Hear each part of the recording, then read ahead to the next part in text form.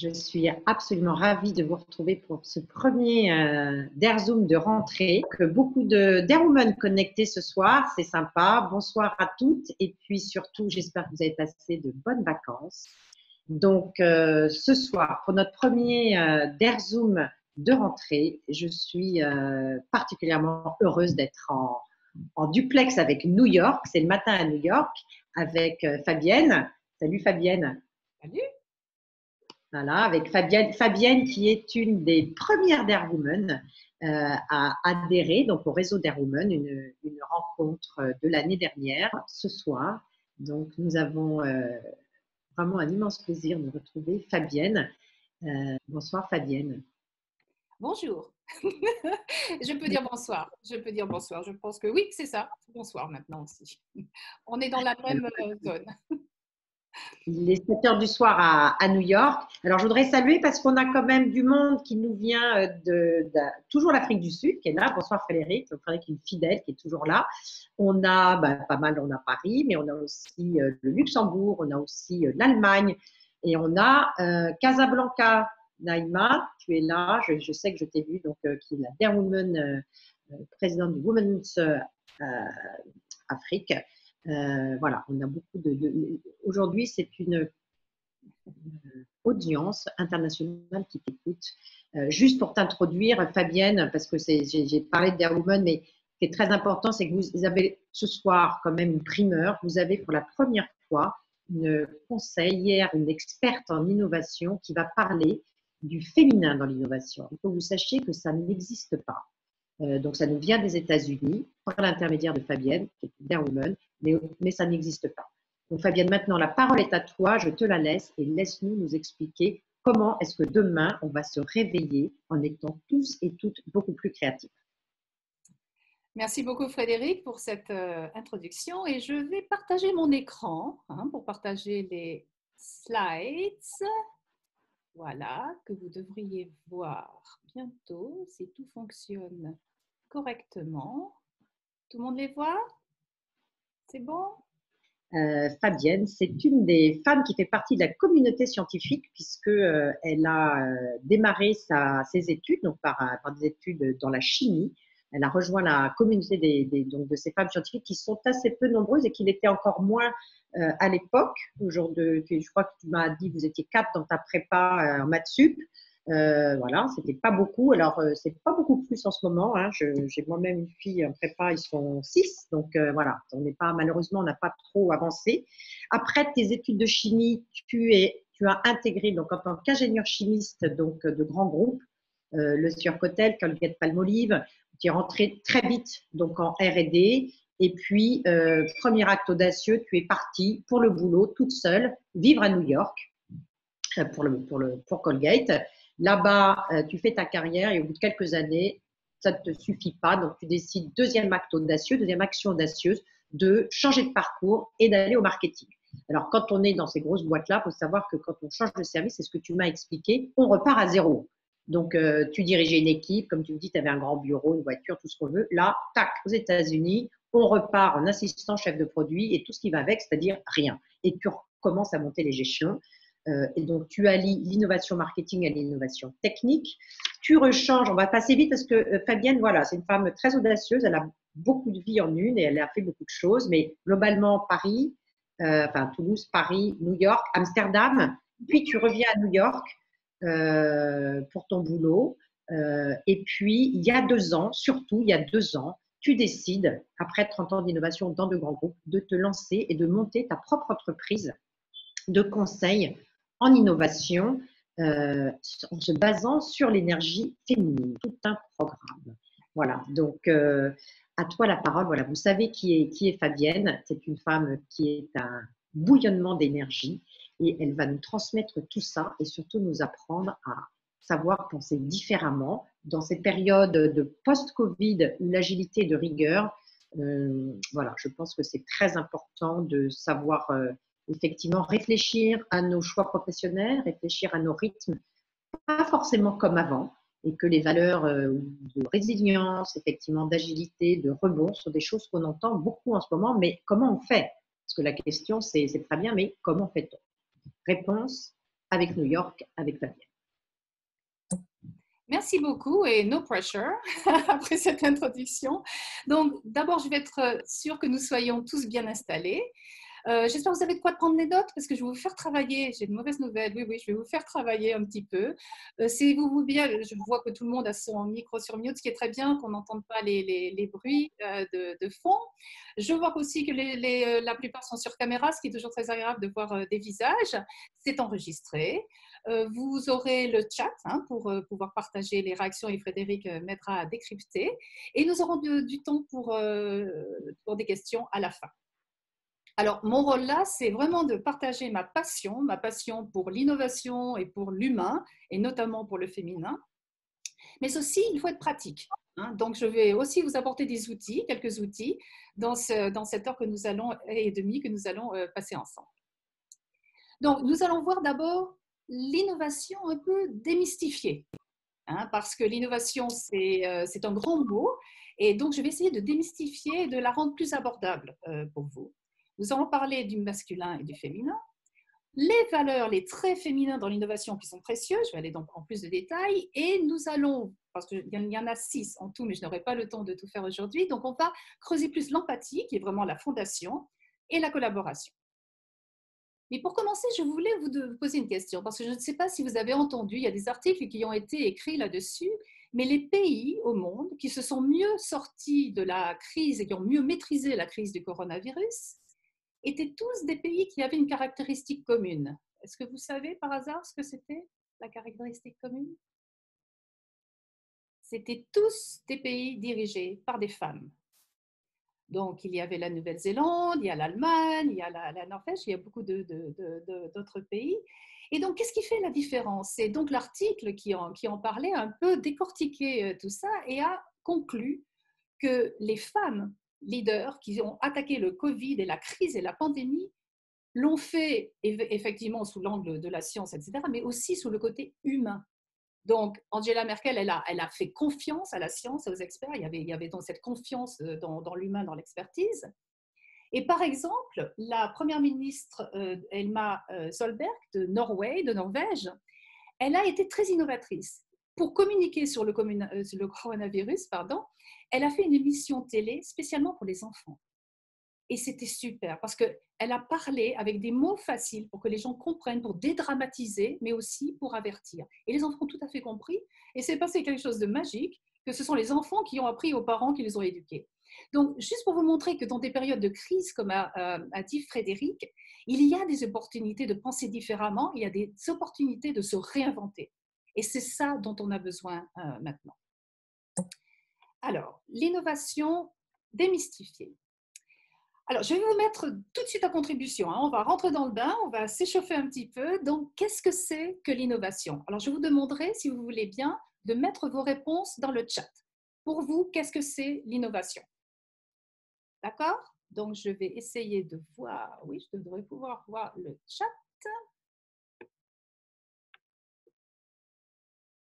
Oui, merci pour le Sénégal. Excellent, Naïma. Absolument. Absolument. Oui, l'Afrique a été exemplaire et on a beaucoup à apprendre. Alors, l'innovation. Quelqu'un de courageux qui se lance?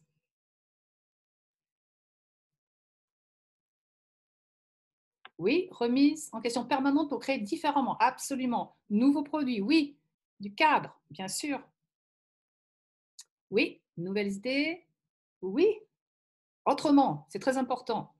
Ne pas rester, prendre des, oh là, ça, super important, des risques. Il faut être courageux. C'est pour ça que les Dare Women sont bien placées pour innover. Hein? Courageux, oser, oui.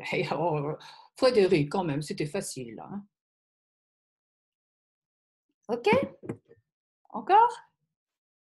Mais tout ça est excellent. C'est vraiment ça. C'est vraiment se mettre dans une autre posture, parce que comme Frédéric va vous le dire, c'est pas un QI, c'est pas une question de QI, c'est pas une question d'avoir les tools les plus sophistiqués, c'est vraiment une question de passion, c'est une question de positionnement, comme on va voir, de posture, d'état d'esprit, et aussi c'est une question de travail.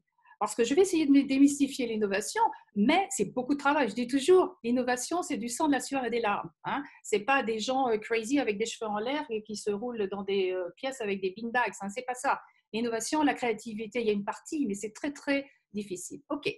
Donc, maintenant, revenons à ma définition. Hein. Donc, Frédéric ne vous l'a pas encore dit, je vais en parler après. Je suis en train d'écrire un livre justement sur l'innovation et au féminin, hein, qui va sortir et va être publié en décembre 2020 aux États-Unis d'abord. J'espère pouvoir le faire en France après.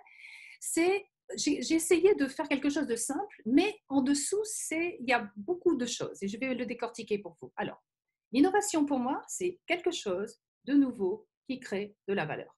Vous allez me dire, bah oui, c'est un peu bébête. Bon. Prenons les choses une par une. Quelque chose. Quand on pense innovation, la plupart du temps, on pense produit. Hein, on sort à dire, ah, c'est un nouveau produit. Et oui, bien sûr, c'est une très, très grande partie de l'innovation. Mais l'innovation, c'est aussi un service. Par exemple, la livraison à domicile, quand ça commençait, c'était une innovation, hein, quelque chose de nouveau. Ça peut être aussi un process. Henry Ford hein, et son usine, quand il a réinventé la chaîne, etc. Ça peut être beaucoup de choses différentes. Ça peut être aussi combiner des choses différentes hein, qui existent dans quelque chose de nouveau comme on va le voir. Alors, donc c'est quelque chose. On est bien d'accord que ça peut être beaucoup de choses. Donc, ne pas se limiter aux produits, c'est la première leçon. Deuxièmement, de nouveau. Alors, on va dire nouveau, ben évidemment, si ce n'est pas nouveau, ce n'est pas de l'innovation. Mais nouveau, ça dépend du contexte. Ça peut être nouveau pour le monde. La personne qui a inventé le principe, le concept du vaccin, la personne qui va trouver le vaccin contre le coronavirus, ça, vraiment, c'est quelque chose de nouveau qui va révolutionner le monde. Mais il y a aussi des innovations qui révolutionnent l'industrie, la voiture électrique, et il y a des innovations qui vraiment vont révolutionner le quotidien et votre propre entreprise. D'accord? Donc, vraiment, là, la nouveauté, c'est vraiment en rapport avec votre monde et avec ce que vous essayez de créer. Et créer, évidemment, il fallait que j'ai de la création. Mais si vous devez retenir une seule chose de cette définition, c'est le mot valeur. Alors, quand je dis valeur, vous pensez à quoi? Vous pouvez répondre dans le chat. Quand je vous dis valeur, première chose, réfléchissez pas trop. Qu'est-ce que vous pensez? Quand je dis valeur, qu'est-ce qui vient à l'esprit?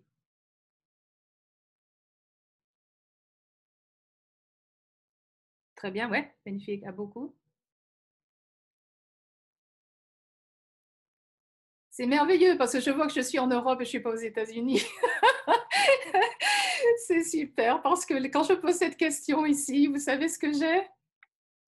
Dollar. Le dollar sign, la valeur ici, quand on parle de valeur, c'est beaucoup, beaucoup, effectivement, de la... Oh, pardon, excusez-moi, j'ai bougé de façon... oups, voilà. Oups. Donc, c'est la valeur. Les gens pensent vraiment tout de suite bottom line, revenu et de l'argent. Effectivement, c'est de la valeur. Mais c'est autre chose. Alors, je donne toujours l'exemple ici. Je dis, si je vous dis une jeune entrepreneuse qui a créé un training qui est du rock climbing, et je dis, ben voilà, elle a créé ça, c'est l'innovation. Vous allez me dire, ben, c'est pas innovant, ça existe. Maintenant, si je vous dis, elle a créé ce training de rock climbing pour les femmes battues, spécifiquement pour leur redonner la confiance en elles et pour qu'elles puissent recommencer leur vie. Alors là, soudain, vous me dites, ben oui, quelque chose, un training, c'est nouveau, ça n'existe pas hein, pour les femmes en détresse, et ça crée la valeur. Et la valeur, c'est la confiance en soi, et c'est de pouvoir recréer une vie. Hein, ce n'est pas seulement effectivement l'argent et tout ça. Donc voilà, donc ça c'est quelque chose qu'il faut garder en tête. Et la valeur, on va y revenir après dans les détails. Alors, je vais vous demander quelque chose et je sais que c'est très difficile, mais ce n'est pas grave. Je vais vous laisser quelques minutes et sur un papier ou comme vous voulez, essayez, quand je vais remettre la définition, comment pourriez-vous innover votre business en suivant cette définition? Essayez de, je ne vous demande pas d'innover en 3 minutes. Je vous demande simplement d'essayer de penser, de dire, OK, peut-être que ce n'est pas un produit, peut-être c'est un service. Essayez de penser un petit peu comment vous pourriez faire pour innover quelque chose qui crée de la valeur dans votre propre business tel qu'il est aujourd'hui. D'accord? Je vous donne quelques minutes.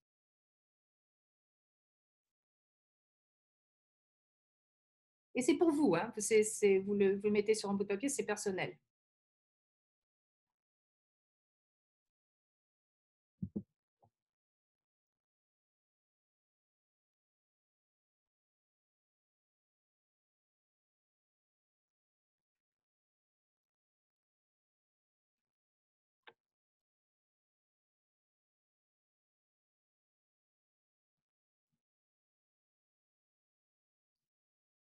Si la caméra pouvait voir à travers dans le cerveau, je pourrais voir beaucoup de rouages qui se mettent en place là, hein.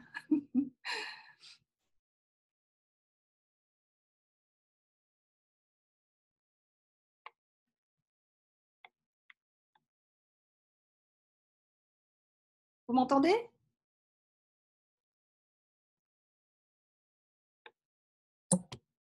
Oups.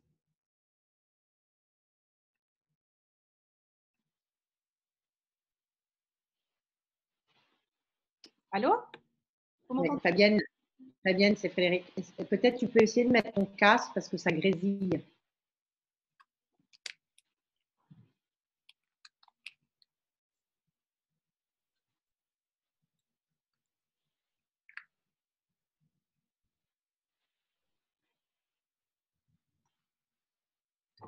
Vous m'entendez maintenant? Voilà. Voilà. C'est mieux? Ouais. C'est mieux? Ah oui, c'est parfait, dis-moi. Ok. C'est bon? C'est pas facile ton exercice, Hein, Fabienne. C'est pas facile ton exercice là, à nous faire non, faire ce soir. non, mais oui, en plus c'est le soir pour vous, hein, donc c'est difficile là. Là, je suis un petit peu cruelle, effectivement. Ah, ils entendent très bien, 5 sur 5, parfait. Alors c'est Ok, peut-être moi qui l'ai vu. pas de problème, on y arrive toujours. Et c'est l'innovation, il faut être flexible, hein. Ok, ok. Alors maintenant, encore une fois, je ne vous demande pas de partager le résultat, mais comment vous êtes-vous senti pendant l'exercice? Et si vous voulez ouvrir le micro ou bien partager dans le chat, merci de le faire.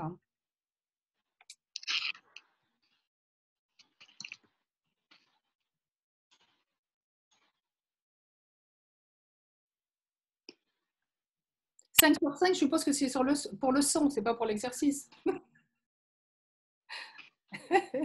Pas très vite. Ah ouais, non, non, c'est très, très difficile, je suis d'accord. Voilà, très bien. C'est exactement ce que je cherche. La stimulation, réflexion sur la nouvelle valeur. C'est exactement ça. Et je vous assure, quand on s'entraîne, parce que c'est de l'entraînement, hein, l'innovation, quand on s'entraîne et quand on vraiment cherche la valeur, et je vais vous donner des outils pour la trouver, vous allez voir, ah oui, c'est très difficile. Non, non, c'est pas facile du tout. Ok, on va essayer de le rendre plus facile, hein. C'est pour ça que je suis là.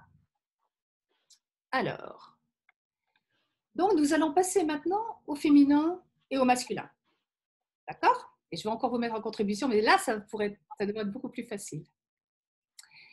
Alors, la photo de droite, c'est moi quand j'avais 20 ans à peu près, et l'autre quelques décades après. Donc, il y a du changement, c'est bien parce qu'on ne voit pas trop, c'est loin. Mais surtout, le changement, c'est en dessous, c'est à l'intérieur qui s'est passé. Et comme vous a dit Frédéric, j'étais élevée entre deux frères et j'ai fait de la science quand il y avait pas beaucoup de femmes. Et donc, pour survivre dans ce monde, j'étais obligée d'utiliser mon côté masculin. Et donc, c'est pour ça, j'avais une grosse moto, j'ai fait me tuer dessus parce que je battais les mecs et j'allais plus vite qu'eux, etc., etc. Et ce côté masculin, je ne le renie pas parce que c'est ce qui m'a aidé à survivre dans ce monde et qui m'a apporté une super carrière et plein d'opportunités. Mais au milieu de ma vie, je me suis aperçue qu'il était peut-être temps de reconnecter à ce côté féminin qui me manquait et que j'avais complètement oblitéré. Et c'est ce que j'ai fait quand j'ai rencontré des personnes, et notamment mon mari. J'ai pu reconnecter. Et c'est tellement plus agréable d'être équilibré. Donc, dans tout ce dont je parle, dans le livre que j'écris, je dis, c'est pas les hommes et les femmes, c'est le masculin et le féminin que nous avons tous en nous et qu'il faut rééquilibrer.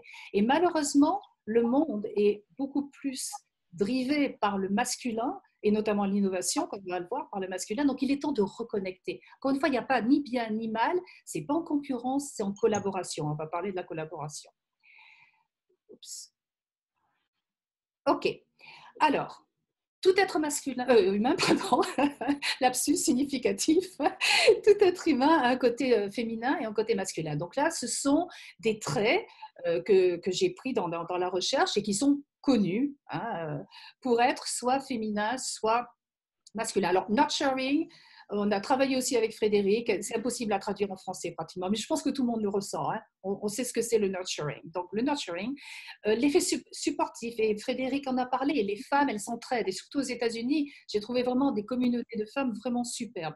on est plus émotionnel, on va voir après pourquoi, comment ça se fait. Intuitive, c'est quelque chose qui est typiquement féminin aussi.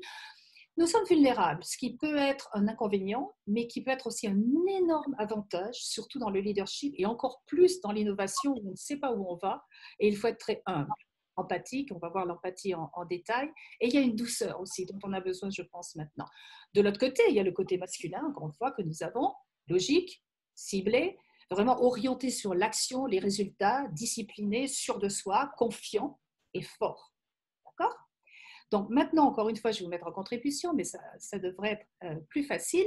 Est-ce que, et je vais remettre les qualités, est-ce que vous êtes plutôt du côté féminin ou masculin? Et vous pouvez juste mettre F ou M pour que ça aille plus vite. Donc en regardant ça, et je sais que vous allez me dire, j'ai un peu des deux, nous avons tous un peu des deux, mais essayez de forcer un petit peu pour voir quelle est la dominance.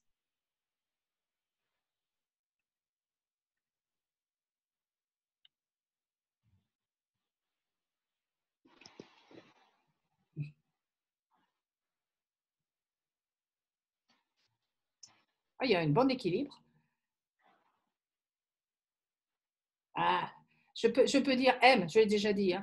Je suis plus masculine, effectivement. Oui, oui.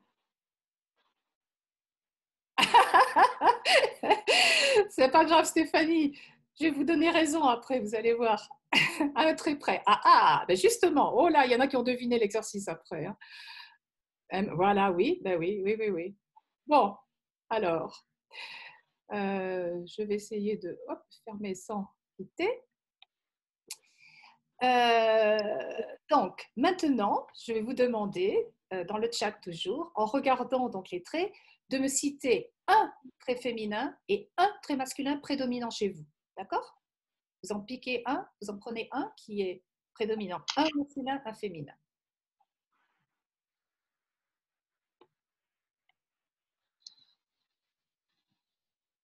Moi, ce que je peux vous dire, c'est que je suis intuitive et je suis confiante en moi. Empathique, confiante en moi. C'est une belle combinaison. L'empathie et la confiance en soi. L'unité de confiance, oui. Oui, confiante. Ah, c'est bien, il y a beaucoup de confiance là. Eh, des Dare Women, hein. C'est un peu biaisé. Supporting, oui, là j'ai ça aussi. Regardez, pensez aux combinaisons, c'est très intéressant. Hein. Il y a des hommes aussi. Hein. Pour l'innovation, Dominique, c'est un homme, hein, par exemple. Hein. Oui, il n'y a pas que des femmes. Mais un homme qui dit féminin, ça me fait plaisir. Vous allez voir pourquoi. Et il a dit masculin. On n'a pas triché, on n'a pas répété avec Dominique. Ok, alors. Oups, pardon. Alors, ce qui se passe, c'est qu'en réalité, bon, je pense que vous comprenez la réponse, c'est qu'on a les deux. Effectivement, quand on est équilibré, c'est merveilleux, on a les deux.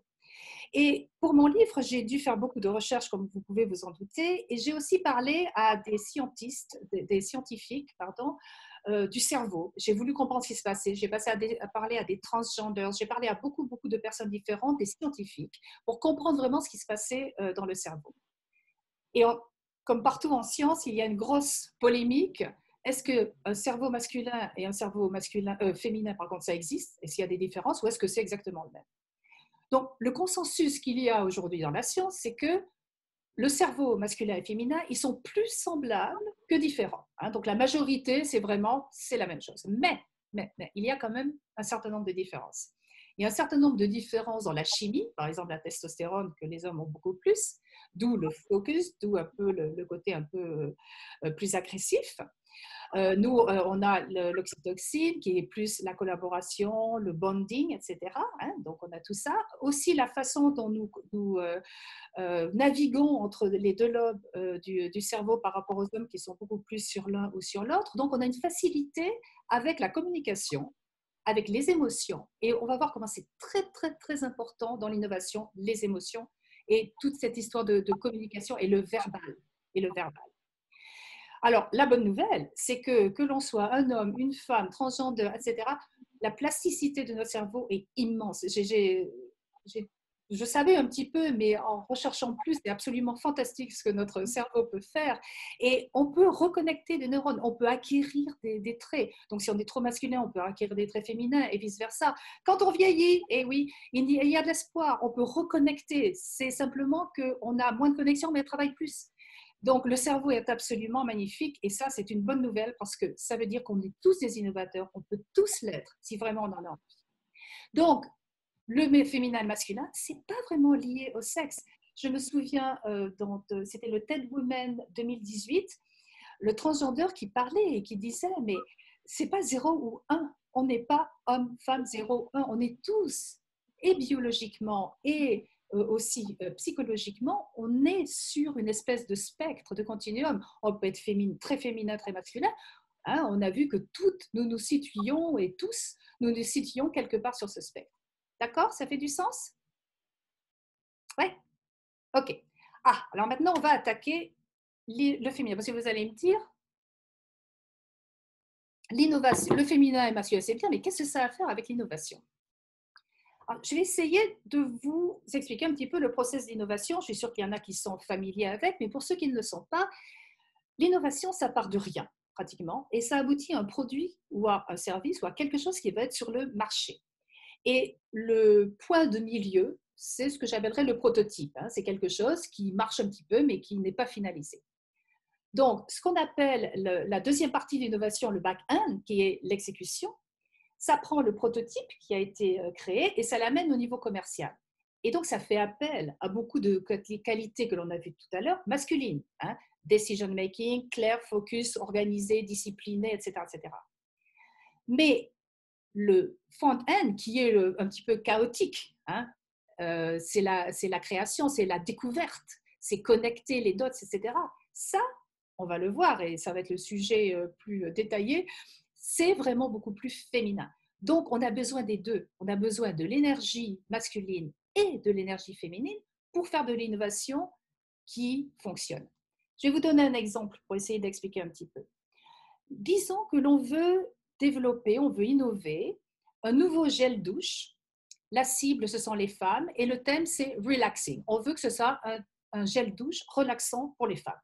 D'accord? Ce qui se passe la plupart du temps dans ce monde d'innovation masculin, on va dire, ah oui, un gel douche, ok, ah oui, oh, bah écoute, attends, j'ai ouvert le magazine là, ben oui, ben les femmes, elles veulent quoi? Elles veulent un bain moussant avec des bougies autour, et puis un parfum un peu vanillé, bien confortable, ok, c'est bon, et hop, on exécute, et on va effectivement lancer un gel douche qui va cannibaliser la marque, qui ne va pas changer les choses. Maintenant, si on passe du temps, et je peux vous en parler puisqu'on l'a fait, et que l'on travaille avec toutes les qualités féminines que je vais vous développer après, on peut essayer de comprendre mieux, mais qu'est-ce qui est relaxant pour une femme pour en finir?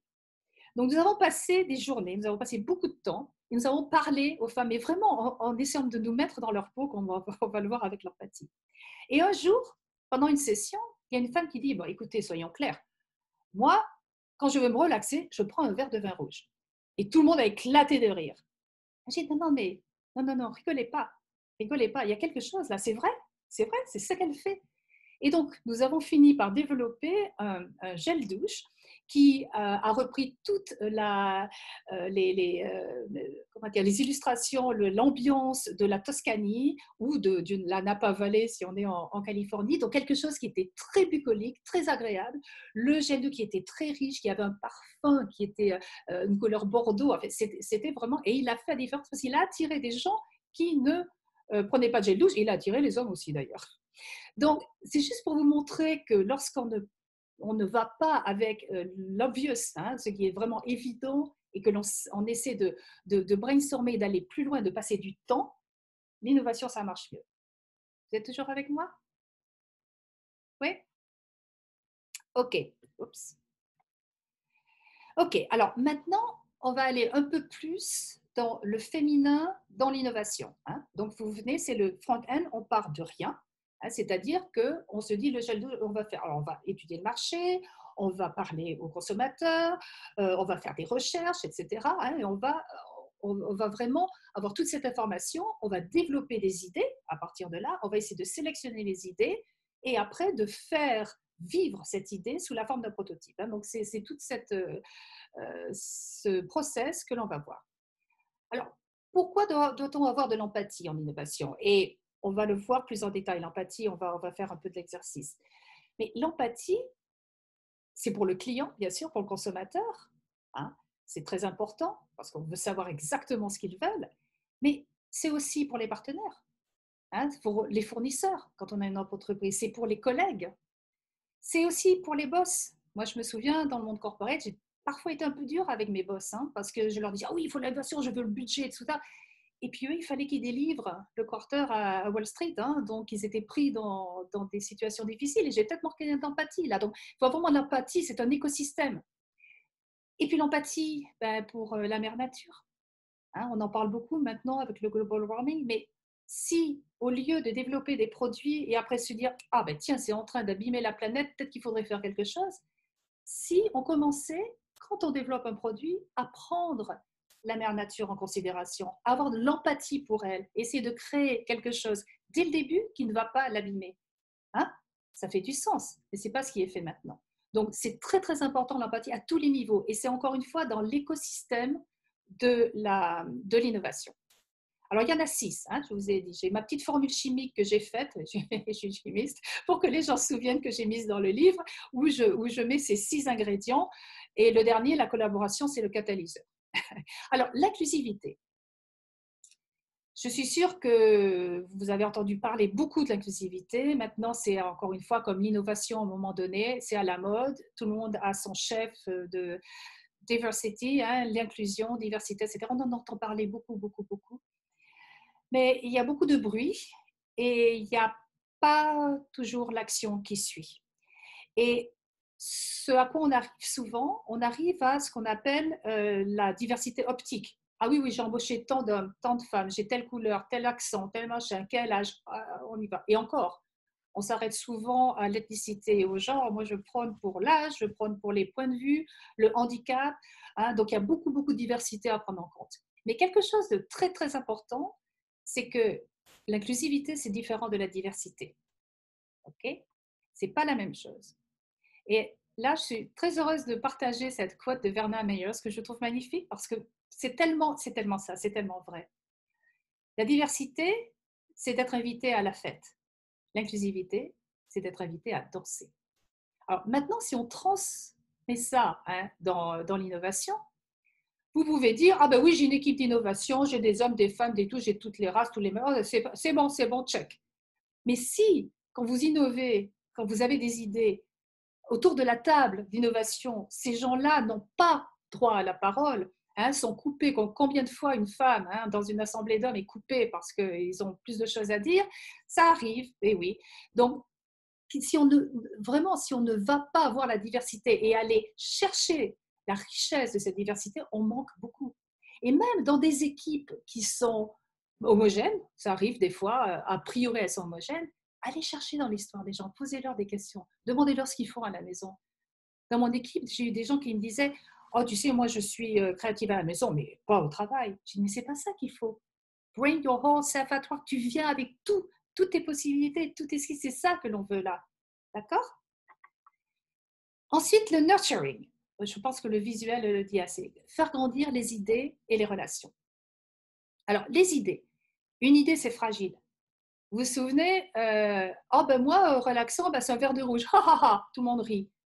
Et à partir de ça, une idée qui paraissait un petit peu idiote ou pas vraiment bien placée, on a réussi à sortir un produit qui a fait du sens.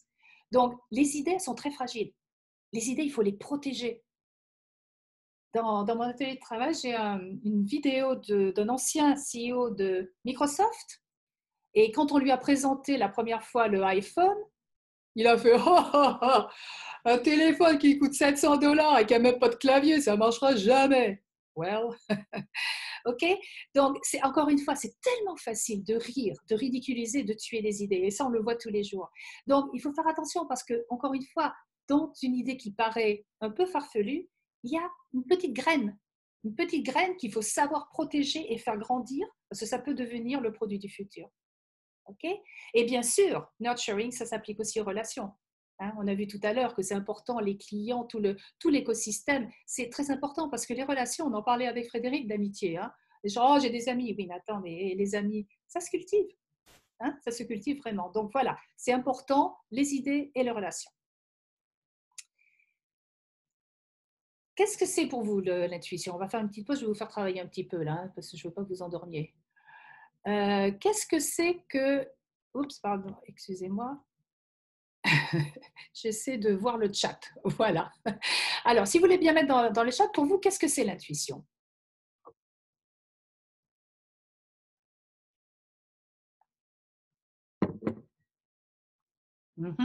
Feeling, ouais. Visionnaire, absolument. Oui. Oui, s'écouter. Ressenti, absolument. Il y a beaucoup d'émotions là-dedans. C'est ça, c'est ça. Capter ce qui ne se dit pas, aller au-delà, absolument. Ah, c'est joli ça, l'intelligence au galop. C'est magnifique. Je vais la prendre, hein, la quote pour mon livre, Frédéric. Une perception, oui. Ah, une évidence. Intéressant. Une évidence, et oui, mais bien sûr. Vous savez, quand il y a des choses qui sont inventées, on se dit, mais pourquoi ça n'a pas été inventé avant, hein? Eh oui, comme ils disent ici. OK, super. Bon, alors, l'intuition, il y a beaucoup de gens, encore une fois, qui pensent que c'est, ben, j'ai une boule de cristal et, ah, ben oui, le marché va aller là et les consommateurs, c'est ce qu'ils veulent. C'est pas du tout, du tout, du tout ça. Et là, on va revenir au cerveau un petit peu. Parce que l'intuition, et Steve Jobs était vraiment un maître dans l'intuition, l'intuition, c'est quand on a fait le travail de base, quand on a de l'information, quand on a des chiffres, quand on a l'expertise. Et quand on laisse tout ça reposer et qu'on laisse notre cerveau, qui est absolument magnifique, connecter les dots et faire sa magie, parce que c'est de la magie qui se passe là-haut. Et ça se fait quand on fait du yoga, quand on médite, quand on dort 8 heures, pas négociable. Je veux dire 8 heures. Quand on dort, c'est là où la connexion se fait. Et je vais vous donner un exemple, c'est que quand j'ai quitté donc, la vie corporate en 2018 et j'ai fondé Innovive, j'ai pris du temps. J'ai pris du temps pour me dire, oh là, à mon âge, là, il faut que je réfléchisse vraiment ce que je veux faire dans la prochaine étape parce que je n'ai pas tant de temps que ça. Donc, j'ai interviewé, j'ai fait mon travail, comme j'ai fait beaucoup de travail, j'ai interviewé beaucoup de personnes, j'ai fait des tests de personnalité, j'ai fait beaucoup, beaucoup de choses, j'ai rassemblé tout ça et je l'ai laissé tranquille. J'ai laissé tranquille un petit moment. Et une nuit, je me suis réveillée et j'ai hurlé « Innovive !» Et mon mari dit « Mais c'est quoi ça ?» J'ai passé ma nouvelle boîte. Innovive, c'est le féminin et l'intuition. Et le fart and sleep again. Et l'innovation. Il me dit, mais ça sort d'où? Mais je ne sais pas, je dis, ça m'est venu. Donc, je suis allée tout de suite, et 3 heures du matin, je suis allée sur Trademarkia, j'ai regardé si ce n'était pas pris la trademark, j'ai posé mon option, j'ai bloqué le site, l'URL, etc. Voilà, et ça a commencé comme ça. Mais ce n'est pas venu parce que, oh, ben, il y a un petit ange qui est arrivé qui m'a dit, c'est Innovive. C'est arrivé parce que j'avais fait tout le travail et que, encore une fois, j'ai laissé mon cerveau faire son travail. Ça résonne avec vous? Ouais? OK. Alors, ensuite, oups. La gratitude. Et la gratitude, c'est moins évident. Et moi-même, dans ma formule, j'ai la gratitude. Mais la gratitude, c'est tellement beau. La gratitude, c'est vraiment reconnaître le bonheur qui vous est apporté par quelque chose d'extérieur à vous. Et quand on pratique la gratitude, et il y a beaucoup de choses aussi, ça, encore une fois, c'est un mot-clé maintenant, la gratitude, un peu un buzzword, mais la gratitude, il y a des études scientifiques qui ont prouvé que les gens qui éprouvent plus de gratitude sont plus reconnaissants, sont beaucoup plus créatifs. Parce que comme ils reconnaissent ce qui vient de l'extérieur, ils sont plus ouverts, ils sont plus réceptifs et ils produisent plus. Ils sont beaucoup plus créatifs que les gens qui se bloquent et qui ne reconnaissent pas. D'accord? Donc la gratitude, c'est super important. Et la dernière qui est le catalyste, comme je vous disais, c'est la collaboration. Une fois que l'on a tous ces éléments en place, on a eu l'empathie, on a tous les gens divers qu'il nous faut, on a suivi son intuition et tout ça, mais il faut mettre tout ça en place, on ne peut pas le faire tout seul. Et c'est pour ça que nous pouvons tous innover, parce que même si on ne peut pas innover tout seul, on peut innover en groupe. Et c'est une des beautés de ce groupe d'Air Women, c'est que hommes, femmes et tout ça, on s'y met et on a tous, encore une fois, des qualités complémentaires et on peut s'y mettre pour vraiment collaborer. Voilà, et on va voir la collaboration après. Donc voilà la formule, hein, pour le front-end de l'innovation. Partant de rien pour arriver à un prototype, on fait l'empathie, l'inclusivité, l'intuition, le nurturing, la gratitude et la collaboration. Et on arrive à quelque chose qui fait du sens et qui a été écouté par les consommateurs. Alors maintenant, on va aller un peu plus, enfin je vais peut-être faire une pause s'il y a des questions. On est OK au niveau du temps? Oui? Ouais. Ouais, On est voilà. OK, ça vient de au niveau du temps. Juste, en fait, pour un peu revenir sur ce que tu nous dis, euh, là, tu nous as donc dévoilé les 6 valeurs féminines qui sont clés pour innover de façon optimum. C'est comme ça qu'on doit comprendre et qu'on doit faire marcher ces 6 leviers en même temps. Comment on joue avec tout ça? Parce que ça fait beaucoup de choses. On a bien compris que alors, il y a quelque chose, ouais, tu en parleras sans doute après, entre la collaboration et l'esprit d'équipe, que tu n'as pas encore dit, mais qui est important. Euh, Comment est-ce qu'on va prendre tous ces leviers, les mettre ensemble et arriver à réfléchir différemment? Voilà, c'est un peu ça ma question. C'est ma première question. Et ma deuxième, est-ce que toi, parce que c'est toujours intéressant, on sait que ce qui se passe aux États-Unis arrive souvent en Europe après. Est-ce que toi, tu sens aux États-Unis, donc tu es la première à parler de féminin dans l'innovation, hein, ça c'est un fait, c'est pas moi qui le dis, c'est les spécialistes que tu as rencontrés qui t'ont dit ça, c'est jamais arrivé. Est-ce que c'est quelque chose, effectivement, on parle beaucoup de la terre, donc des valeurs nourricières des femmes par rapport à notre planète. J'ai sur le site une citation qui dit que le 21e siècle sera le siècle féminin, ou ne sera pas, parce qu'on va amener des valeurs féminines donc, de protection. Hein, il se passe des choses aux États-Unis qui vont arriver chez nous? Est-ce que c'est déjà démarré tout ça, ce côté féminin? Est-ce que c'est quelque chose qui est rentré un petit peu dans les consciences, innover au féminin avec des valeurs plus féminines que masculines? D'accord. Alors, je vais commencer par la première question qui était comment, pour en finir, s'en sortons avec tous ces leviers. Alors, il y a deux aspects. La première chose, il y a l'aspect humain et l'aspect procédé, process, dans l'innovation. Et on ne peut pas dissocier les deux. Alors maintenant, c'est beaucoup plus trop sur le côté process, mais on en a besoin du process. On ne peut pas innover, encore une fois, c'est une discipline, hein, d'innover. Mais il faut le côté humain. Donc, ce que je fais quand dans mes ateliers de travail, j'ai plusieurs niveaux. La première chose, c'est que les gens comprennent ce que sont ces valeurs et s'entraînent à les pratiquer. Donc, on va faire un petit peu d'exercice dans l'empathie et la collaboration. Il y a des exercices pour chacune des 6 valeurs, hein. Donc, pour chacune des 6, on regarde ce que c'est pas, pourquoi c'est important, les case studies, et aussi on pratique. Alors, on pratique seul, on pratique en groupe, on pratique à deux, etc. Parce que c'est très, très important, la dynamique de groupe. Donc, ça, c'est le fondamental. Une fois qu'on a compris les leviers et on comprend comment ça s'applique à l'innovation, parce que c'est bien, je vais être empathique, so what, hein? Donc, on comprend pourquoi c'est important, et on va le voir, je vais donner des exemples. Maintenant, là, on est dans une bonne position. Après, on peut passer au process. Et là, j'ai un procédé que je fais en collaboration avec une amie qui a fait ce process pendant des années, et où en 4 jours, on développe le prototype basé sur ces valeurs. Donc, l'empathie, etc. Et on a un procédé qui est basé là-dessus. Donc, on part d'une idée, ça part d'une idée, et on développe ça. Ça répond à ta question? D'accord. Et ensuite, ok. Ensuite, c'est très intéressant le côté américain et français. Parce que les Américains, et c'est ce que j'adore ici, ils sont très pratiques et très efficaces, hein. On ne parle pas beaucoup, on agit. C'est très dans l'action et tout ça. J'adore ça. Mais d'un autre côté, il me manque, et c'est pour ça, je pense que je reviens, je suis en train de répondre à la question, là, au côté un petit peu beaucoup plus européen et français, où on va se poser des questions, où on va polémiquer, où on va arguer, où on va intellectualiser. Alors, il ne faut pas non plus, et c'est là où ça blesse, faire des réunions pour s'écouter parler et puis ne jamais aller dans l'action, mais il y a un juste milieu, et c'est exactement ce que je prône dans l'innovation. En ce moment, l'innovation est beaucoup, c'est incrémental, c'est encore une fois, j'ai l'idée d'un shower gel, allez, c'est une idée et je fonce. Il faut revenir à des choses qui sont plus conceptuels et qui sont plus, encore une fois, vers l'humain.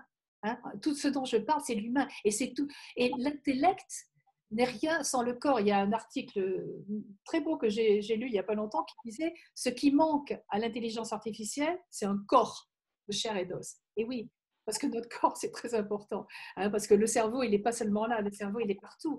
Et donc, nous avons des capacités d'innovation qui sont immenses en tant qu'être humain.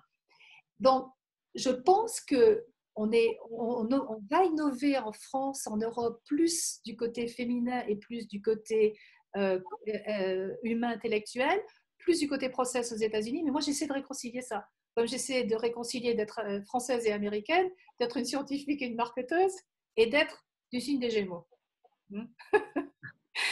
Mais la dualité, ça fait partie de l'innovation. La dualité, c'est ça. Il faut réconcilier, on est plus riche. Ça répond aux questions? Oui? Ok, alors là, on va rentrer dans le vif du sujet, l'empathie. Et je vais vous faire travailler de nouveau. C'est très facile. Je sais ce que vous ressentez. Ok, alors, vous avez enregistré? J'ai une question pour vous. Please, répondez à la chat. Pourquoi? Est-ce que c'est de l'empathie? Et pourquoi? Est-ce que vous pensez que ça, c'est de l'empathie? Et pourquoi votre réponse? Donc, je vais encore aller dans le chat. Non. Je suppose, Stéphanie, c'est ça. Non. Quelqu'un peut élaborer? Pourquoi ce n'est pas de l'empathie, ça?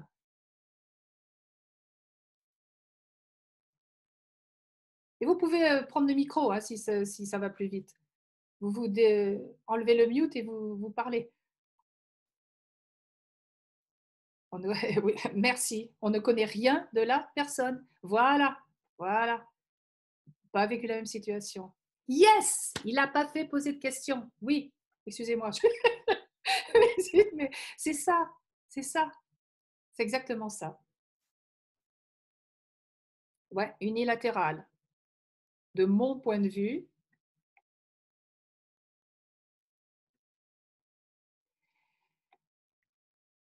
alors, pourquoi l'empathie est-elle importante pour l'innovation?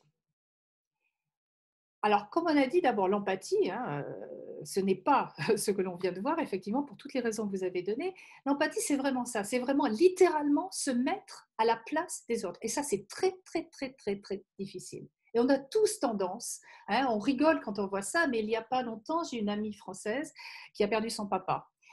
Et donc, je l'ai au téléphone et j'avoue, la première chose que j'ai failli dire, c'est « Ah, ben, je te comprends, ma petite Marie, parce que moi aussi, j'ai perdu mon papa. » Et heureusement que je pratique l'empathie, que je suis très sensibilisée à ça. Et je me suis tue. Je me suis dit « Écoute. » Et donc, je l'ai écoutée. Elle m'a parlé de la façon dont il est mort. Elle m'a parlé beaucoup, beaucoup de choses. Et au bout d'un moment, c'est elle qui m'a dit « Mais tu sais, Fabienne, tu peux me comprendre parce que toi, tu es passée par là. » Mais c'est elle qui l'a dit. Ça venait pas de moi, lui imposer, d'accord? Donc l'empathie, c'est aussi réciproque. L'empathie appelle l'empathie. C'est pour ça que c'est aussi puissant, d'accord? Et pourquoi c'est important pour l'innovation? Donc on va, comme j'ai dit, c'est important à beaucoup de niveaux, mais on va se concentrer sur le client ou le consommateur. Et il y a une histoire qui est assez célèbre dans le monde de l'innovation. Chaque fois que j'allais dans des conférences d'innovation, pratiquement je l'entendais. Et je vais la partager parce que je pense que ça illustre bien ce que j'essaie de dire. C'est une agence de recherche qui a été commissionnée pour améliorer l'expérience des voyageurs dans les aéroports. Donc, ils envoient une personne, un chercheur, et puis la personne, elle va partout dans les aéroports pour finir dans les toilettes. Et là, la personne, elle est super excitée parce qu'elle note qu'il y a plein de gens âgés dans les toilettes. Et puis, il reste un moment, alors elle s'est dit, alors, bon, d'accord. Et puis, va voir dans d'autres toilettes, pareil. Plein de gens d'un certain âge qui ont l'air d'être là. Et alors, elle revient, elle dit, ben voilà, j'ai trouvé un super insight. Il faut avoir plus de toilettes dans les aéroports, et notamment pour les gens âgés. Je dis, bah oui, c'est un sacré investissement. On va peut-être envoyer quelqu'un pour vérifier. Donc, on envoie une deuxième personne qui fait exactement le même constat. Mais, qui c'est qui a dit dans le chat, je ne sais pas quoi, elle a commencé à observer et à poser des questions. Elle a posé des questions, elle a regardé, elle est allée en plus. Jusqu'au moment où un monsieur âgé lui a dit « Mais Vous comprenez? Parce qu'elle a observé qu'ils regardaient comme ça en l'air et puis qu'ils avaient l'air très concentrés et un peu concernés. Et elle dit, mais le vieux monsieur, il dit, mais vous savez, quand on est dans le grand hall, avec les échos, le bruit, on n'entend pas les annonces. Ici, on les entend très clairement. Ah, ah, tout d'un coup, c'était plus des millions qu'il fallait dépenser dans les toilettes, mais il fallait changer tout le système audio. D'accord? Donc, juste pour montrer, pour illustrer, et c'est peut-être un peu dramatique, je ne sais pas si ça a été une histoire réelle, mais enfin, en tout cas, elle fait elle fait le buzz. Mais c'est pour illustrer que lorsqu'on n'écoute pas vraiment les vrais besoins du consommateur, du client, enfin de l'autre personne en face de soi, on peut innover des choses qui n'ont rien à voir avec leurs besoins. Oui? OK? Alors, maintenant, on ne va pas faire l'exercice là parce qu'on n'a pas le temps pour le faire, mais vous aurez le papier, Frédéric vous l'enverra. Je vais juste vous présenter l'exercice pour que vous puissiez le faire après. Hein, d'accord? Donc, il faut que vous choisissiez une personne pour laquelle vous voulez pratiquer l'empathie. On va dire par exemple, c'est un business partner. Hein, vous avez un partenaire, vous voudriez faire du business avec cette personne. OK? Donc, il y a une carte que j'ai essayé de traduire de l'anglais, que vous aurez bien sûr, qui s'appelle le Empathy Map Canvas. Et là, c'est un outil, je l'ai utilisé dans plein de circonstances et c'est super, super utile. Ça prend à peu près 20 minutes pour le faire quand on connaît un peu la personne. Et l'idée, c'est de faire sur ce papier vraiment ce que l'on peut faire en se mettant à la place dans les chaussures de la personne. Et ce sont des questions qui sont toutes bêtes, mais quand on prend le temps d'y réfléchir, c'est important. Alors, Frédéric, on en avait parlé quand on préparait, ça c'est votre point de vue, d'accord, hein? Donc, c'est ce que vous pensez de la personne pour laquelle vous voulez avoir de l'empathie. Alors, vous verrez les questions hein, quand vous l'aurez. Quelle est la personne? Son univers? Est-ce que c'est quelqu'un qui a été viré de son boulot? Est-ce qu'il est en train de divorcer? Est-ce qu'elle c'est une danseuse? Elle a fait de l'opéra? Qu'est-ce que vous savez de cette personne-là? Qu'est-ce qu'ils doivent accomplir? Quels sont leurs rêves? Quelles sont les tâches qu'ils essaient d'accomplir? Quelles sont les décisions qu'ils doivent prendre? Mais aussi tout le côté sensoriel. Qu'est-ce qu'ils voient? Hein? Qu'est-ce qu'ils disent? Les réseaux sociaux, allez voir un petit peu ce qui se passe là, c'est très très important. Qu'est-ce qu'ils font? Pareil, à quoi passent-ils leur temps, leur week-end? Qu'entendent-ils? Qu'est-ce que les autres leur apportent? Donc vous le faites au mieux que vous pouvez. Et ensuite, une fois que vous avez fait ça, vous conduisez une interview ou une discussion, ou dépendant de la relation, avec la personne, ou bien vous faites une recherche et vous confrontez la réalité avec votre vision. C'est sûr qu'on peut avoir des surprises. Hein? Si la personne avait fait la map des personnes seniors dans les toilettes, je pense qu'elle aurait vite compris que ce qu'ils voyaient, entendaient et ressentaient, ce n'était pas du tout ce que la personne avait en tête. D'accord? Et après, vous ajustez la carte d'empathie. Donc ça, c'est vraiment la première étape et le premier outil que l'on utilise quand on veut innover. Comprendre la personne et pratiquer l'empathie. Vous êtes avec moi? C'est clair, votre mission, si vous l'acceptez? Je vais demander à Frédéric de vérifier. Hein. Oui, c'est super intéressant. Donc là, tu nous livres un outil concret et je sais que dans les workshops qu'on fera plus tard avec des women et dans ton livre, ce sont des vrais outils de travail. Comment on fait par rapport à une cible? Je prends un exemple, des women, on a des adhérents, c'est tout à fait quelque chose qu'on pourrait imaginer faire, mais on ne va pas le faire en individuel. On peut le faire sur un groupe ou sur une groupe. Absolument. D'accord. Alors, ce qui est intéressant, ce que je fais dans l'atelier de travail, c'est que je demande à 2 personnes de l'équipe de le faire séparément d'abord, hein, pour le même projet, la même personne, de le faire séparément. Et après, elles confrontent et elles le font ensemble. Et c'est assez fascinant de voir l'influence justement de la culture, du background. C'est très, très, très intéressant de voir les différents points de vue d'après nos propres et notre richesse hein, intérieure et notre richesse de culture et d'expérience, et comment ça influence la façon dont on voit les gens. Ça paraît tout rien, ça paraît rien, ce tout petit outil, mais c'est très très très puissant. C'est pas de moi. J'ai mis le lien hein, si vous voulez le télécharger. On sent que c'est puissant et que c'est surtout riche.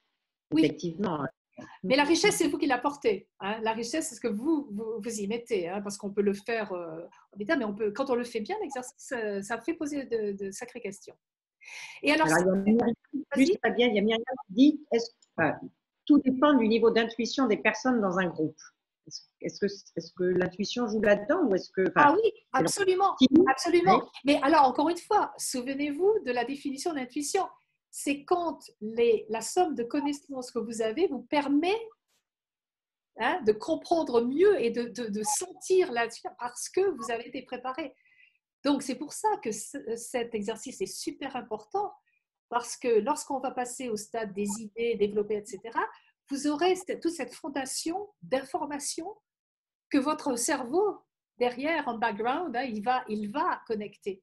Et tout d'un coup, vous allez dans un brainstorming session, vous allez dire, ah, ça y est, j'ai une idée. Tout le monde va dire, mais c'est brillant, ça vient d'où? Ça vient de tout ça. Et ça répond? Oui, oui, tout à fait. Ouais. Je suis en train de réfléchir en même temps parce que j'ai beaucoup d'informations. Ah oui, ça fait beaucoup réfléchir. Là. Ouais. Mais je l'ai fait avec un groupe le mois dernier, avec un groupe de conseillères financières de Londres. On a fait l'exercice, etc. Et il y a une femme qui m'a contactée après, qui m'a dit, écoutez, j'ai utilisé cette carte pour mon fils adolescent. C'était révélateur.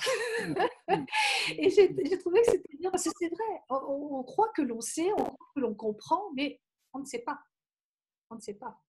C'est sûr qu'en perso, c'est-à-dire en couple par rapport aux enfants, c'est effectivement de prendre en compte leur ressenti et leur réalité par rapport à la nôtre. J'étais en train de me dire aussi, c'est un bel outil de management.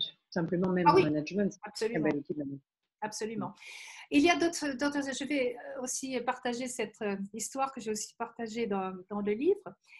Lorsque j'étais chez Colgate, nous innovions des produits justement pour la target senior, d'accord, pour les gens un peu plus âgés, etc. L'oral care, donc les soins des dents, etc.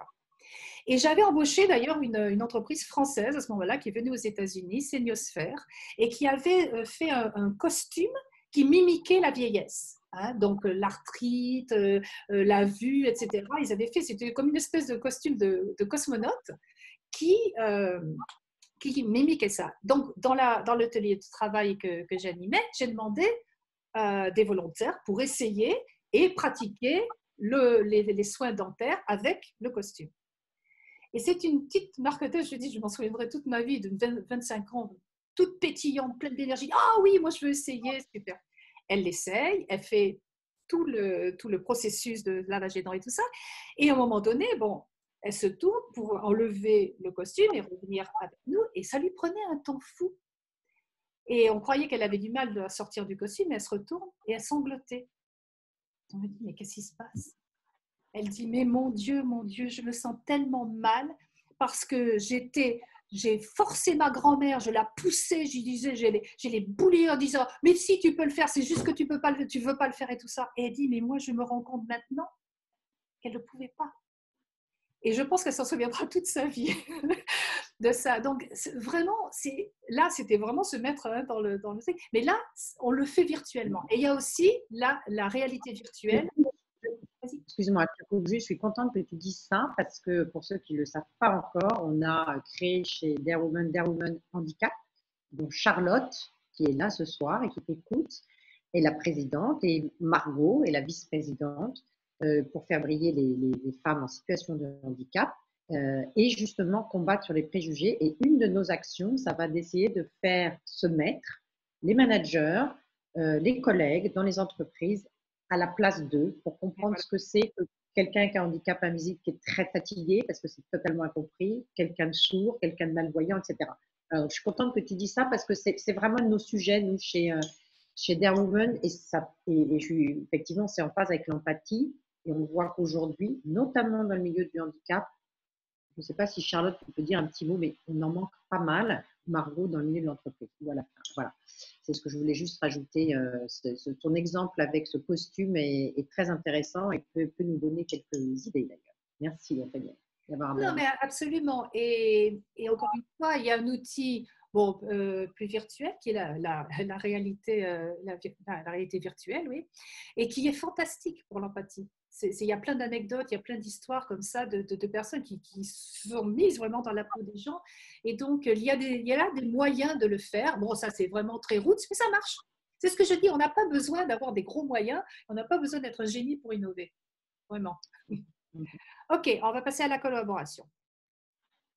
Enfin, s'il veut bien. Oups. Alors, ah oui, j'avais oublié.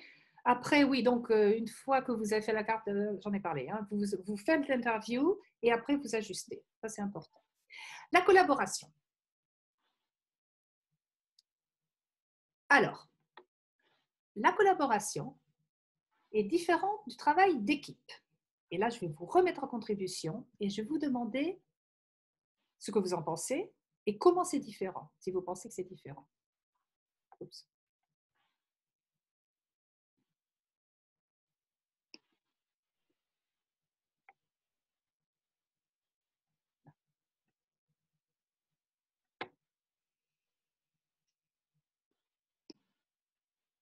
Partenaire. Alors, un partenaire au même niveau, c'est-à-dire la collaboration, c'est différent. Voilà, volontariat, oui. Il y a quelque chose là. Oui. Mission définie, oui. Il y a une sorte de mission commune, effectivement. Oui, la notion de hiérarchie, absolument. Absolument.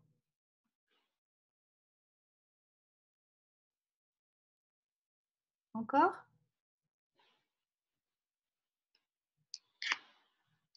Oui, but commun. But commun. La vision, la mission, le but commun. Échanger, c'est très important aussi comme mot. Le manque de hiérarchie. Oui, oui. Oui, oui, on décide. T'as pas un peu triché, toi?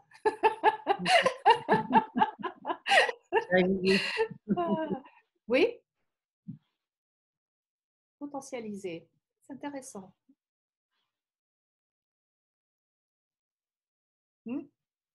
Oui, aller plus loin.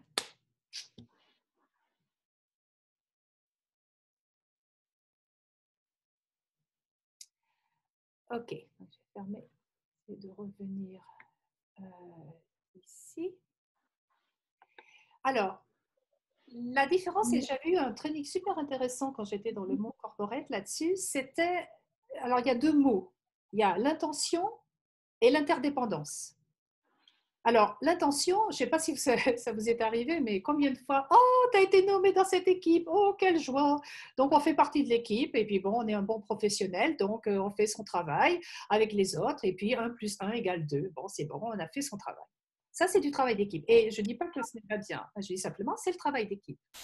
Le travail de collaboration, c'est intentionnel, d'abord. Donc, c'est l'intention qui fait la différence. C'est-à-dire, on a envie d'aller travailler avec cette personne. C'est nous qui y allons. Donc, on n'est pas mis d'office d'emblée, allez, tiens, tu vas te faire partie de cette équipe. Encore une fois, ça m'est arrivé pas mal dans mon truc. Parce que là, on n'est pas vraiment motivé, mais là, on est motivé. Et la deuxième notion qui différencie vraiment la collaboration du travail d'équipe, c'est le fait qu'on est interdépendant. C'est-à-dire, vous ne pouvez pas le faire sans l'autre personne. D'accord? Ça, c'est très, très, très important. Donc, et, quelqu'un l'a dit dans le chat, on a un but commun. Donc, c'est 1 + 1 = 3. On va plus loin. Hein, on a vu ça aussi dans le chat. On va plus loin ensemble. Ça se démultiplie. Ce n'est pas 1 + 1 = 2. Bon, j'ai fait mon boulot, tu as fait ton boulot, on est arrivé. C'est vraiment, on a besoin l'un de l'autre, on a envie d'être ensemble et ensemble, on va plus loin. D'accord? Ça, c'est très, très, très important, la différence entre les deux. Parce que la collaboration, c'est avoir vraiment, vraiment dans ses tripes l'envie d'y aller et c'est la passion. Et c'est comme ça qu'on innove. On n'innove pas en faisant partie d'une équipe et faisant son boulot, c'est pas vrai. Et il y a aussi une notion très importante que je suis d'accord, que je devrais ajouter d'ailleurs, c'est la notion d'organisation plus plate. Pas trop d'hierarchie, pas trop de donneurs de leçons et donneurs d'ordre. Ça aussi, c'est important. Hein, c'est très, très important. Alors, j'ai du travail pour vous. maintenant, et encore une fois, on n'aura pas le temps de le faire ici, mais je vais vous présenter l'exercice parce que c'est la suite un petit peu. Vous vous souvenez ce partenaire de business pour lequel vous avez développé la carte d'empathie, donc vous connaissez à peu près bien la personne, et vous dites, bon, ce partenaire de business que je choisis, j'ai envie de collaborer.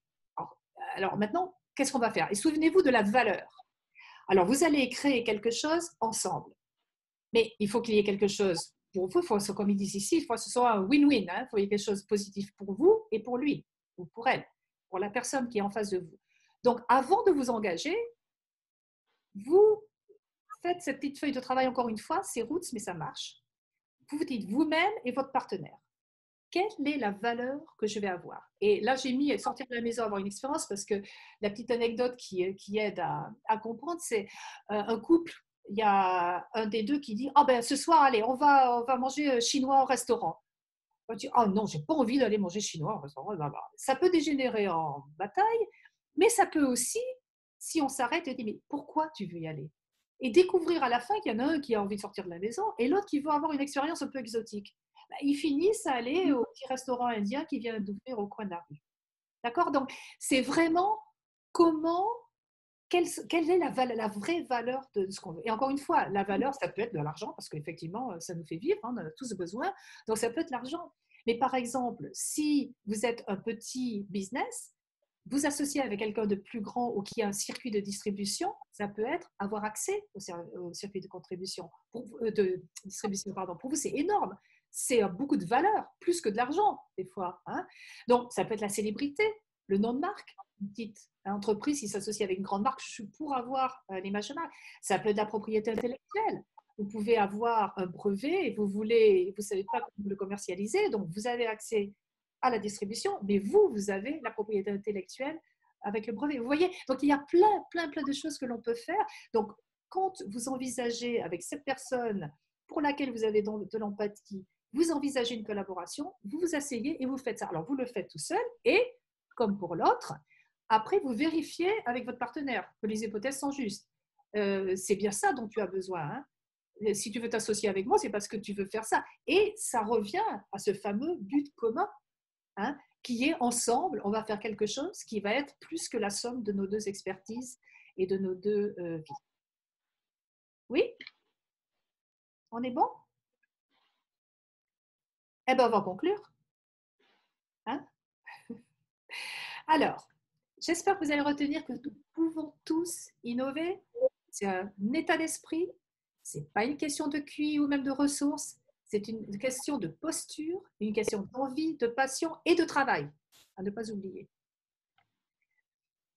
Le procédé d'innovation, il nécessite des traits féminins et des traits masculins. On en a tous en nous. On les a là. À nous de savoir où on se situe sur le spectre, sur le continuum des gens, et où on a des progrès à faire. Dans l'atelier de travail, il y a des personnes qui quittent en disant, voilà, parce qu'elles ont toutes leurs petits devoirs à faire, disent, moi, je vais me concentrer sur l'empathie ou sur la collaboration ou sur l'intuition. Donc, chacun a plus ou moins un profil différent en ce qui concerne tous ces traits. Et donc, comme je disais, grâce à notre cerveau qui est vraiment une machine magique, on peut acquérir, on peut être plus empathique, on peut être plus grateful. Il y a plein de trainings maintenant, plus ou moins sérieux d'ailleurs, pour vous aider avec la gratitude. Mais ne serait-ce que tous les matins, moi, je fais tous les jours, je dis merci à quelqu'un. Mais merci, pas merci pour tenir la porte. Merci en envoyant un email, en envoyant une carte, mais ne serait-ce que ça vous fait penser à quelqu'un d'autre, ça vous sort de votre petit univers. Donc, c'est très, très important. Et le féminin est précieux. Alors, encore une fois, c'est si très féminin, on peut arguer, il y en a peut-être d'autres, il y en a peut-être moi, je ne sais pas. C'est ce que moi, j'ai conclu avec mon expérience et puis avec la recherche. Ça semble marcher assez bien, mais ça va évoluer. Ça aussi, c'est l'innovation. Je vais certainement innover, innovive. Et voilà. Donc, je vous encourage à oser, à avoir de l'audace. Lancez-vous, innovez, utilisez les outils. Parce qu'encore une fois, vous pouvez vraiment innover pour votre business à n'importe quel niveau que ce soit. Vous n'êtes pas seul. Merci. Merci Fabienne. Voilà. Et voilà mon livre, Venus Genius, The Female Prescription for Innovation, qui va être publié aux États-Unis donc en décembre 2020. Et j'espère que ce sera un succès, que je pourrai aussi le publier en France. Mais pour l'instant, je suis dans les révisions de manuscrits et je vous assure que c'est pas triste. Parce que écrire un premier livre en anglais, Dare Woman. Voilà, merci beaucoup. Merci beaucoup de votre participation. Merci, un grand merci. Alors voilà, ma gratitude, je vais faire l'exercice. Donc un immense merci à toi parce que je sais que tu as passé beaucoup de temps pour préparer. Tu fais tout en anglais d'habitude. Donc il a fallu le faire en français pour Dare Woman. Et c'est toujours un plaisir de t'entendre, c'est toujours passionnant. Donc Fabienne vous a donné là le petit goût de ce qu'elle… Derrière, il y a une montagne, c'est la partie émergée de l'iceberg, mais il y a vraiment des outils et des façons d'aborder l'innovation qui sont absolument passionnantes. On les retrouvera évidemment dans son livre et on essaiera d'accueillir Fabienne à Paris pour le lancement de son livre, qu'il soit en anglais ou en français. Ce sera en 2021. D'ici là, on va essayer. Est-ce qu'on va essayer, Fabienne, de faire cette feuille de travail collaborative ensemble pour créer Dare Woman New York? Parce que c'est un de nos… Et on fera la petite feuille là, hein, Frédéric. Feuille de travail collaborative, j'ai noté. Donc l'idée, effectivement, c'est de travailler l'innovation pour créer des Dare Women un peu partout dans le monde. Naïma est ici à Casablanca, on est partout en France, on est à Lausanne, on est au Luxembourg, en Angleterre. Et puis, excusez-moi, il y a du monde qui arrive, un petit peu de bruit. Voilà, donc ça vous a donné, j'espère, l'eau à la bouche, j'espère que, alors tenez-nous au courant, fière d'être une Dare Woman, super, merci Anne-Sophie. J'ai des super Dare Women ici, et c'est vrai que alors je vais faire je vais faire un peu beaucoup de gratitude. Je remercie l'équipe Dare Woman parce que c'est grâce à elle, au début du Covid, on a, sans le savoir, forcément utilisé des outils dont tu parles. Et ça a permis de créer une nouvelle dynamique sur Dare Woman. On ne faisait que du présentiel avec des Dare Lunch, des Dare Training et des voyages. On a tout transformé grâce à Anne-Sophie, grâce à Charlotte, grâce à Margot, grâce à Oscar, grâce à Anne, grâce à Yuki, grâce à Myriam, en réfléchissant ensemble, en essayant d'innover. Alors, on va le faire encore plus et encore mieux grâce à toi, Fabienne. Mais c'est vrai que ça marche et on est très heureux aujourd'hui parce qu'on est des centaines maintenant chez Dare Woman. Donc, continuez à nous rejoindre. N'hésitez pas. On est là pour faire briller les femmes. Voilà. Et j'espère que Fabienne va briller encore plus. C'est une des premières Dare Woman. Donc, très fière qu'elle soit avec nous ce soir. Demain soir, pour vous donner le programme, on en rejoint une autre qui s'appelle Catel. Catel, qui fait partie de Dare Woman Handicap, est une médaillée vice-championne du monde de parasurf. Elle est absolument incroyable. Donc, on met en avant des femmes audacieuses. Venez d'écouter sur Instagram, c'est demain soir à 19 h. Et puis pour vous parler du programme très, très rapidement sur les choses qui vont arriver, mardi 15 septembre, nous avons un déjeuner. Alors, un déjeuner hors du commun, hors norme, puisqu'on sera avec Yo-Yo Mag, qui est la petite fille de la Fondation Mag, Yo-Yo, que vous connaissez tous, spécialisée dans l'art contemporain, qui nous ouvre l'atelier de Aki Kuroda, qui est un célèbre peintre japonais. Et je peux vous dire que ça n'arrive jamais. Aki n'ouvre jamais son atelier. Et pour avoir, moi, déjà mis ma petite tête là-bas, c'est juste magique. Donc ça, c'est réservé aux Dare Women, aux adhérents Dare Women. On en fera d'autres, on verra. Et nous avons notre premier séminaire d'Eki Coaching le 4 octobre, 3 et 4 octobre, près de Lille, où là, nous allons vivre la magie de la communication avec le cheval. Alors, voilà, l'Eki Coaching, c'est se découvrir ses émotions, découvrir ses puissances sous-estimées qu'on ne connaît pas encore, avec Anne notamment, qui est une coach en Eki Coach, et Céline, qui viendront nous accompagner pour ce week-end et nous faire découvrir donc toute la puissance de ce style de coaching qui vient des États-Unis, elle aussi. Et la dernière nouvelle que je tiens quand même à dire, c'est que ce matin est partie de la Trinité une jeune Dare Woman qu'on soutient, qui doit faire la mini transat en solitaire. Je vous donne juste l'info parce que je viens d'avoir l'info. Elle est 7e ce soir sur 60 participants. Donc, on est très fiers de soutenir un couple qui court aux couleurs de Dare Woman sur les océans, les parties pour 4 jours. Voilà, stop, j'arrête là. Merci à tous, soyez audacieux, rejoignez-nous chez Dare Woman. Ce webinaire est terminé en direct de New York, il y en aura d'autres, évidemment, on vous tiendra au courant. Il est en live pour tout le monde. Il est réservé en replay donc aux adhérents d'Airwoman. Soutenez-nous. On est tous des bénévoles aujourd'hui. Donc, n'hésitez pas à venir nous soutenir pour qu'on fasse encore plus de webinars, pour qu'on fasse encore plus de partenariats et qu'on vous offre des choses formidables. Merci à tous et à très bientôt. Et un immense merci, Fabienne. Et bye bye toutes les Dare-Women et tous ceux qui nous découvrent Dare-Women. À très vite. Bye. Ça va être top, merci. Salut Naïma, salut Isabelle, salut Anne. Alors c'est Lily, voilà. Il y a plein de gens qui te saluent, Fabienne, et qui sont très heureux d'avoir été là ce soir. À très bientôt. Bye.